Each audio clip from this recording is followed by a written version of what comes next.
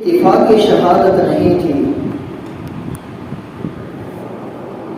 یہ شہادت کوئی لا علمی میں نہ ہوئی، بلکہ اگر کوئی شہید جنگ میں جاتا ہے، کوئی شخص کوئی مجاہد جنگ میں جاتا ہے تو اس کو پتہ نہیں ہوتا کہ میں جنگ میں جا رہا ہوں، جنگ کرنے جا رہا ہوں، مرد مقابل سے لڑنے کے لیے جو جا رہا ہوں، میں غازی بن کے واپس لوٹوں گا، دشمن کو مار کے واپس آؤں گا یا خود شہید ہو کے واپس آؤں گا، اس کو اس کی کوئی خبر نہیں ہوتی۔ پھر اگر وہ واپس لوٹ آیا تو غازی شہید ہو گیا، مارا گیا تو پھر وہ شہید۔ امام علی مقام امام حسین رضی اللہ تعالیٰ عنہ کی جو شہادت کا معاملہ تھا وہ اتفاقی معاملہ نہیں تھا۔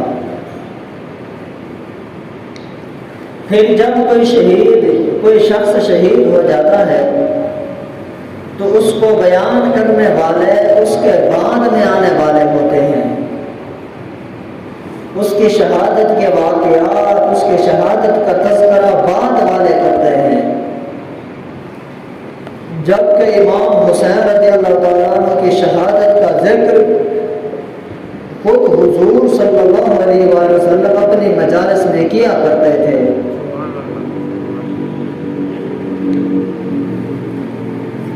کئی اجلہ صحابہ کرام کو یہ معلوم تھا کہ امام علی مقام امام حسین رضی اللہ تعالیٰ عنہ شہید ہوں گے، اور حضور بھی بیان فرمایا کرتے تھے، اور 60 ہجری کے بعد آنے والے وقت کو اس وقت سے پھر پناہ مانگا کرتے تھے، اور حضور فرماتے تھے کہ میں اس شہزادے کو، حسین کو، چت کبرے رنگ والا، اس کے سینے پہ داغ دھبے ہوں گے سفید اور کالے، ان سفید اور کالے دھبوں والا شخص میرے اس شہزادے کو شہید کرے گا، قتل کرے گا۔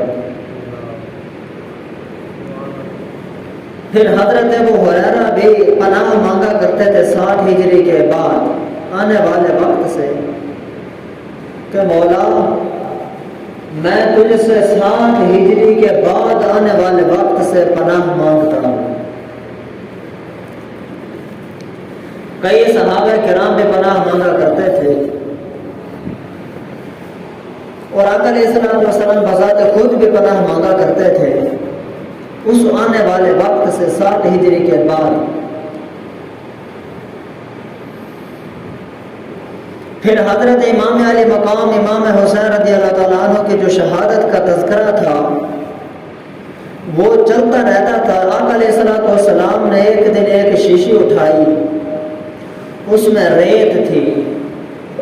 فرماتے تھے کہ اس شیشی حضرت ام سلیم اپنی زوجہ محترمہ کو عطا فرما دی، اور فرماتے تھے کہ اس شیشی کو جب دیکھنا کہ خون میں بدل چکی ہے کہ سمجھ جانا کہ میرا شہزادہ شہید ہو گیا ہے۔ امام حسین رضی اللہ تعالیٰ عنہ شہید ہو چکے ہیں۔ پھر یہاں پہ یہ اشارہ ملتا ہے کہ آقا علیہ الصلوۃ والسلام یہ بات جانتے تھے کہ ان کی ازواج مطہرات میں سے ساری ازواج وفات پا جائیں گی، وہ اس جہاں سے پردہ کر جائیں گی، مگر ام سلیم زندہ ہوں گی۔ شہادت امام حسین کے وقت جو ام سلیم حیات ہوں گی، اس لیے ان کو وہ شیشی کا نور عطا فرمایا۔ پھر جب 10 محرم الحرام کا دن آیا تو وہی شیشی سرخ خون میں تبدیل ہو گئی، اور وہ فرمانے لگی کہ اب آقا علیہ الصلوۃ والسلام کے شہزادے شہید ہو چکے ہیں۔ پھر آقا علیہ الصلوۃ والسلام کو خواب میں کئی صحابہ نے دیکھا، اہل بیت اطہار نے بھی دیکھا آقا علیہ الصلوۃ والسلام کو کہ حضور صلی اللہ علیہ وآلہ وسلم ان کے بال گرد و غبار والے ہیں، اور چہرے مبارک پہ گرد و غبار ہے، مٹی ہے۔ تو خواب کے عالم میں صحابہ نے پوچھا آقا آپ کی یہ حالت کیسی ہے؟ فرمانے لگے کہ میں مقام کربلا سے، مقام نینوا سے، مقام طف سے اپنے گھر والوں کے خون کو اکٹھا کر رہا ہوں۔ اس شیشی کے اندر وہ شیشی دکھائی اور فرمانے لگے کہ میں ان سارے شہداء کے خون کو اس شیشی میں اکٹھا کر رہا ہوں۔ پھر سوال ہوتا ہے کہ چھوٹی سی شیشی میں 72 ٹن کا خون کیسے اکٹھا ہو گیا؟ یہ اسی طرح خون اکٹھا ہو گیا جس طرح کئی مقام جنگ کے موقع پر، بدر کے موقع پہ، خیبر کے موقع پہ اور احزاب کے موقع پر صحابہ کرام رضوان کے پاس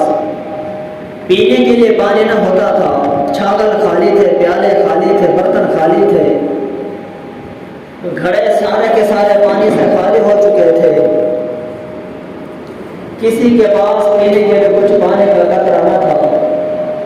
مگر آقا علیہ الصلوۃ والسلام نے ایک پیالے میں اپنی انگلی مبارک کو رکھا تو رکھتے ہی پانی کے فوارے پھوٹ پڑے، پانی کے چشمے ابل پڑے۔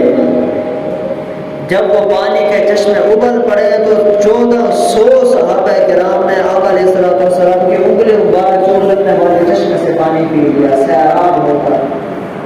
اپنے گھڑے بھی بھر لیے، برتن بھی بھر لیے، سیراب بھی ہو گئے، غسل بھی ہو گئے، وضو بھی ہو گئے۔ مگر صحابہ کرام فرماتے ہیں کہ اس وقت ہم 1400 تھے، اگر ہم 14 لاکھ بھی ہوتے تو وہ پانی 14 لاکھ کو بھی کافی ہو جاتا۔ تو آقا علیہ الصلوۃ والسلام اس چھوٹی سی شیشی میں اپنے اہل بیت کا خون اکٹھا کر رہے تھے، اس شیشی کو دکھایا۔ تو پھر سوال ہوتا ہے کہ شاعر کہتا ہے عجیب و غریب و سادہ و رنگین ہے داستان حرم، ابتدا ہے اس کے اسماعیل، انتہا ہے حسین۔ حضرت ابراہیم علیہ السلام کو خواب میں دکھایا گیا کہ وہ اپنے شہزادے حضرت اسماعیل علیہ السلام کو خدا تعالیٰ کے راستے پر قربان کر رہے ہیں، ذبح کر رہے ہیں۔ پھر سوال ہوتا ہے کہ رب تعالیٰ نے ان کو ذبح کرنے کا حکم کیوں ارشاد فرمایا؟ کائنات انسانی میں حضرت اسماعیل حضرت ابراہیم علیہ السلام سے پہلے کبھی کسی باپ نے اپنے بیٹے کو اس کی گردن پہ چھری نہیں چلائی تھی، کبھی اپنے بیٹے کو ذبح نہیں کیا تھا، اور نہ ہی پہلے کبھی کسی کو حکم دیا گیا تھا۔ یہ بڑا عجیب و غریب ان کے لیے معاملہ تھا۔ تو پھر یہ معاملہ رب تعالیٰ نے ان کو کیوں حکم ارشاد فرمایا کہ اپنے بیٹے کی گردن پہ چھری چلاؤ؟ اس لیے پھر جب چھری چلانے کا حکم ارشاد فرما دیا تو جب وہ چھری چلانے لگے تو ان کی گردن پہ چھری نے اثر نہ کیا۔ پھر سوال ہوتا ہے کہ ان کو ابراہیم علیہ السلام کے شہزادے اسماعیل علیہ السلام کو بچا لیا گیا اور ان کے بدلے میں جنتی میڑھا عطا کر دیا گیا، جنتی ڈوبا عطا کر دیا گیا، اس کی پھر قربانی قبول ہوئی۔ وَفَدَيْنَاهُ بِذِبْحٍ عَظِيمٍ، ہم نے اس کا فدیہ دیا ذبح عظیم سے۔ تو جب ان کو ذبح کرنا تھا تو پھر حکم کیوں ارشاد فرمایا؟ حکم اس لیے ارشاد فرمایا آزمائش کرنے کے لیے، امتحان لینے کے لیے۔ پھر ان کو بچایا اس لیے کہ حضرت ابراہیم علیہ السلام نے رب تعالیٰ کی بارگاہ میں دعا کی تھی، مولا مجھ نبی آخر الزمان صلی اللہ علیہ وسلم تشریف لانے والے ہیں، ان کا مجھے دادا بنا دے، ربنا وبعث فیہم رسولا، اے اللہ وہ نبی آخر الزمان صلی اللہ علیہ وسلم کو میری اولاد میں سے، میری ذریت میں سے پیدا کروا۔ اس لیے حضرت ابراہیم علیہ السلام کی نسل کو باقی رکھنے کے لیے حضرت اسماعیل علیہ السلام کی گردن پر چھری چلنے سے محفوظ رکھا، کیونکہ آقا علیہ السلام کی آمد ہونی تھی ابراہیم علیہ السلام کے اولاد سے، پشت در پشت، نسل در نسل، چلتے چلتے چلتے آقا علیہ السلام کی آمد ہو گئی۔ تو وہ کعبہ شریف تھا، وہ پہلے اس کے نیچے اس کے وہ جو ایرے تھے وہ جھک گئے تھے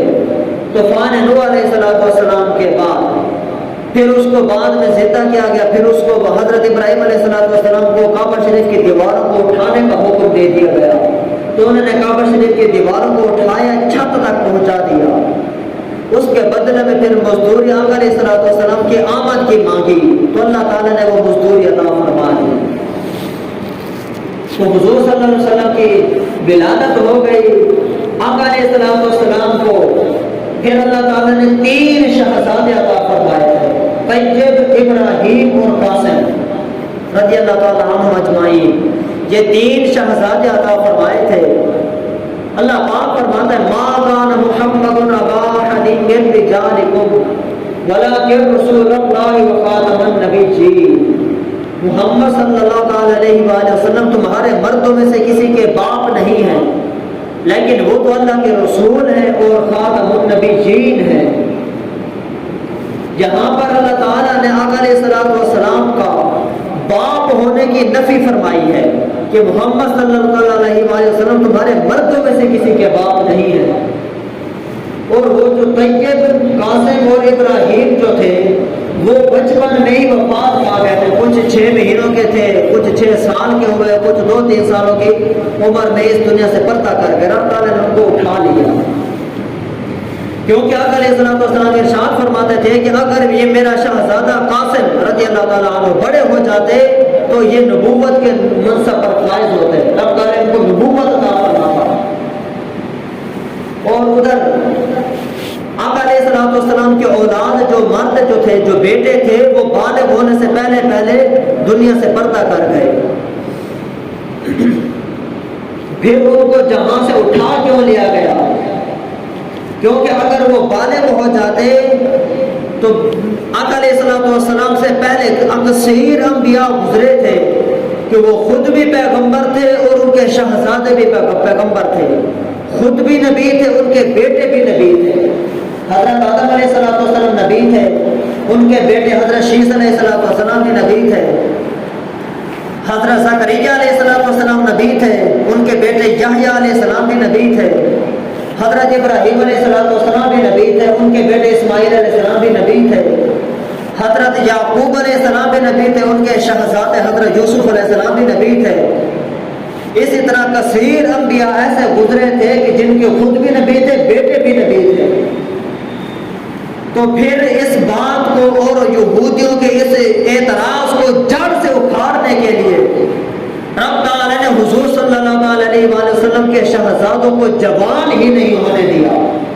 کیونکہ اگر وہ جوان ہو جاتے تو پھر وہ نبوت کے منصب پر فائز ہوتے، نبوت کے منصب پر فائز ہوتے، اور اگر وہ جوان ہو جاتے اور نبوت کے منصب پر فائز نہ ہوتے تو پھر بھی اعتراض کرتے،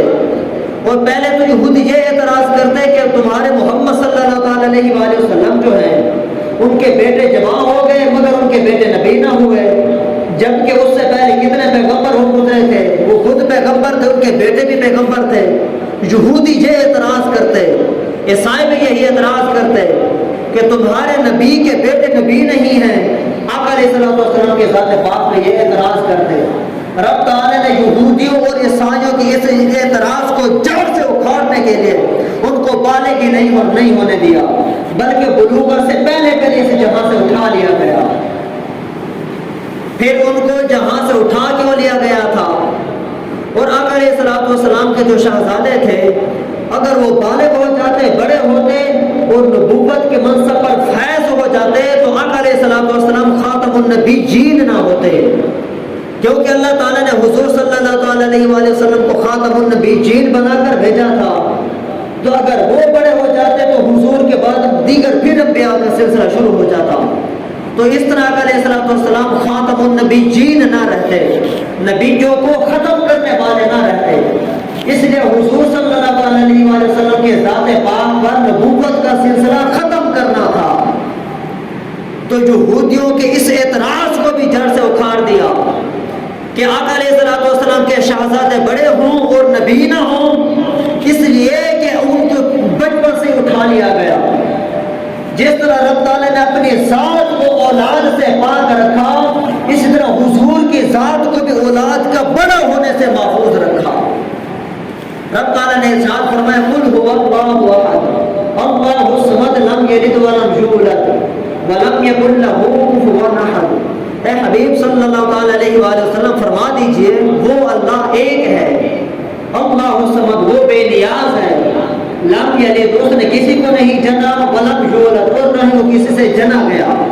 ولم یکن له کفوا احد اور نہ ہی کوئی اس کا ہمسر ہے، کوئی اس کا ہم پلہ ہے۔ پھر لوگ رب تعالیٰ نے پھر اپنے وجود کو غیر سے محفوظ رکھا، اپنی اولاد ہونے سے محفوظ رکھا۔ کیوں محفوظ رکھا؟ کہ مخلوق اعتراض کرتے اگر خدا کا معاذ بیٹا ہوتا تو پھر وہ خدا ہونا لازم آتا،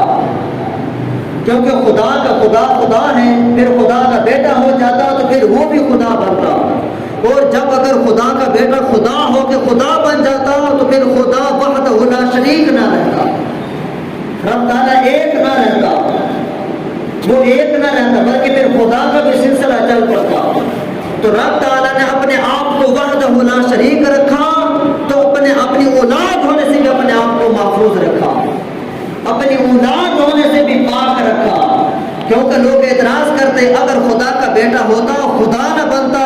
تو پھر لوگ کہتے کہ خدا کیسا خدا ہے کہ اپنے بیٹوں کو بھی خدا نہ بنا سکا۔ اسی طرح حضور پر بھی یہ لوگ اعتراض کرتے کہ پیغمبر کے بیٹے ہوئے مگر اپنے بیٹوں کو پیغمبر نہ بنا سکے،